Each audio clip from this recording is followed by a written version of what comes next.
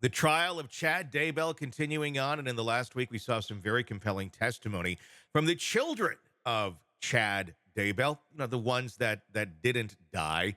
However, I do kind of wonder a little bit, had the cult gone on, if they had an insurance policy on them, how long they would have lasted.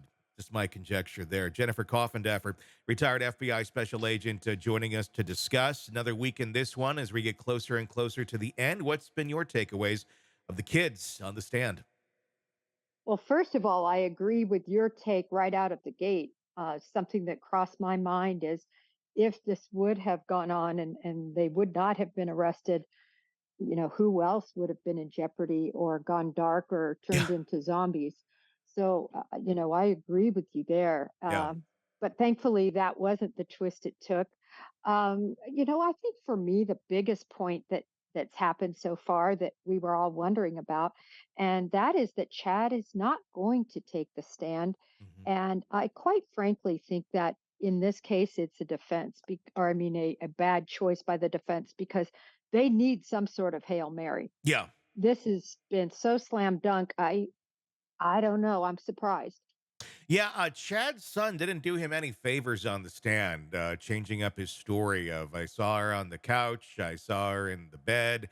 I did say that. I didn't say that. And then getting very confused. I don't know if confused is even the right word or just kind of uh, just tripped up on that stand. It did not look well. I don't think they were very good witnesses for their dad at all. No, but just the fact that they would be testifying, or at least trying to testify in on his behalf. Yeah. It's no matter what's the saying. No matter what, your father or your mother, they're still your father or your mother. Hmm. And I think most people want to come to stay on their side. It's very difficult to believe so much of what has happened, but it did not help. No, no. I mean, I totally agree with you. I mean, at some point, you'd think that you'd break. I mean, Colby Ryan did, Lori's son.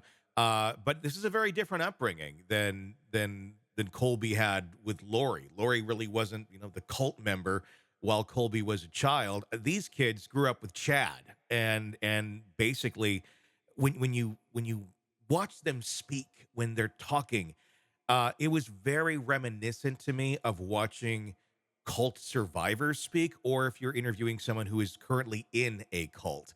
Just the candor of the voice, the very monotone, almost I'm just repeating the doctrine that we believe, and this is all that it is, and this is everything, and my dad is a prophet. It's creepy. It's weird, and it's scary because I think these kids may still, kind of believe dad's the prophet over here. Well, they may. And certainly the voice inflection, as you said, just the monotone nature, the lack of emotion, the lack of thinking, I Hmm. think is the best word, Yeah. certainly came across negatively. Yeah, these kids were never taught to question anything. Certainly, it's kind of whatever dad says, the prophet, uh, is certainly the gospel. Let's take a look at some of that testimony. This is Chad's daughter in discussing what happened to Lori's kid and just how easily she accepts dad's answer. So it's your understanding that at the Knott's Berry Farm trip, Lori Vallow came from another direction. Is that correct? Yes. She didn't participate in the travel plans with you to California. Is that correct? Yes. At any time, without telling me what she said, was the topic of the location of the children discussed with her?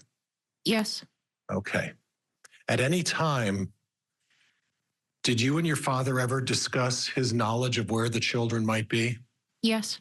Okay.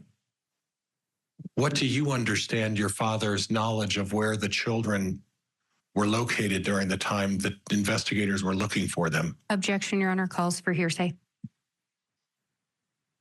Overruled. Go ahead. From my understanding, and from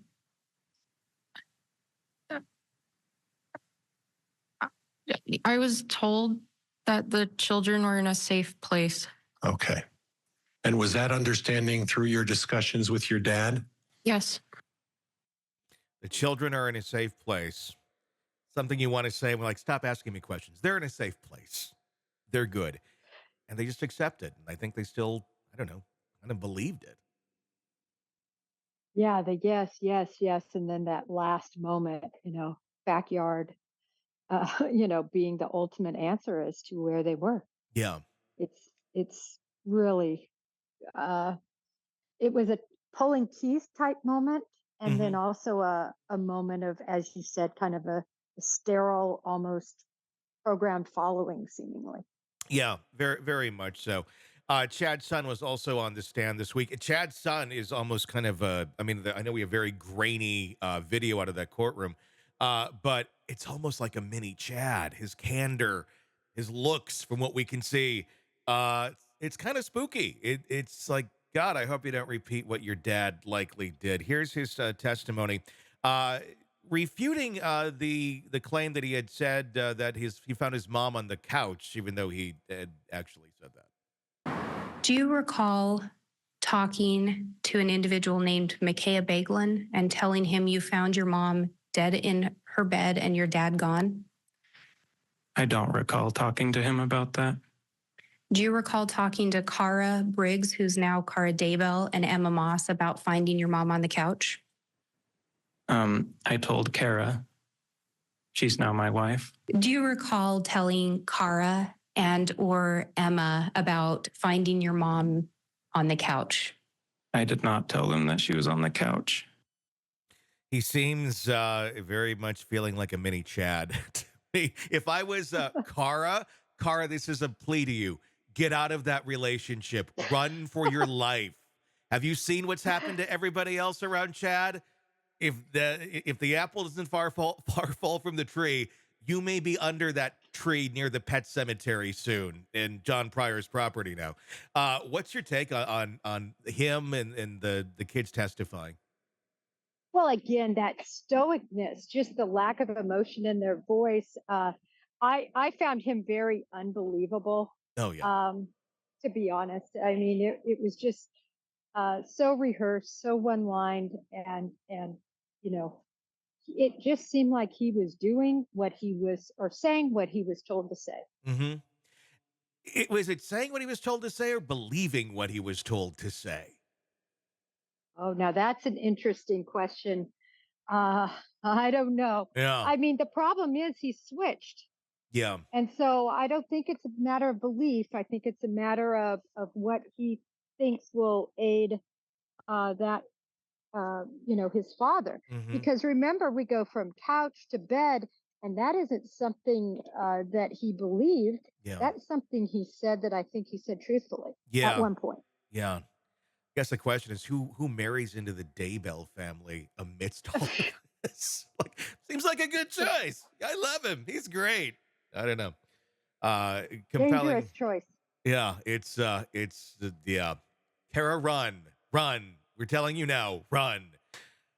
Scary stuff out of the Daybell trial. We'll see where this all ends up. The defense will be resting here very likely very soon, with Chad not taking the stand and that verdict not far off.